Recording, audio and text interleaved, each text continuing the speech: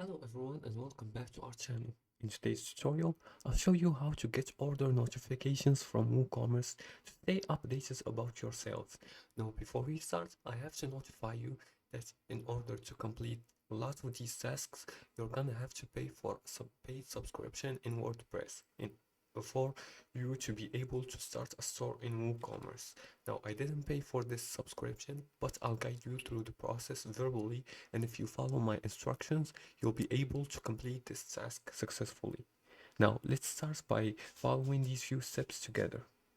The first step is to set up an email notification, and to do that, you have to go to your WordPress by logging into your WordPress account by going to the WordPress website, wordpress.com, and then entering your account credentials.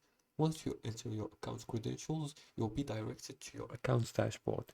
From here, navigate to WooCommerce here in the left sidebar. And when you pay your subscription, you're gonna be able to start a new store, and you're gonna be able to access the settings and then access emails, and under new order, click manage and ensure your email address is listed as the recipient and that the notification is enabled. For the second step is to test the notification.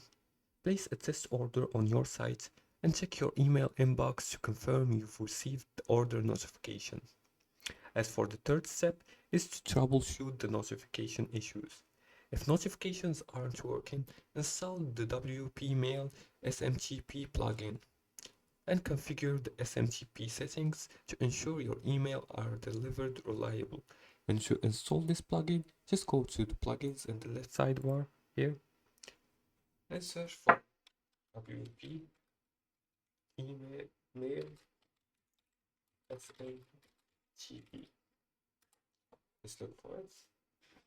Yes, and install this one. And now, in order to install plugins, you need also to pay for the WordPress subscription to upgrade and activate it. And that's it. That's how you get order notifications in WooCommerce. If you like this video and found it helpful, please like and subscribe, and feel free to leave a comment below the video if you have further more questions about this topic. Thanks for watching, and see you again in the next tutorial.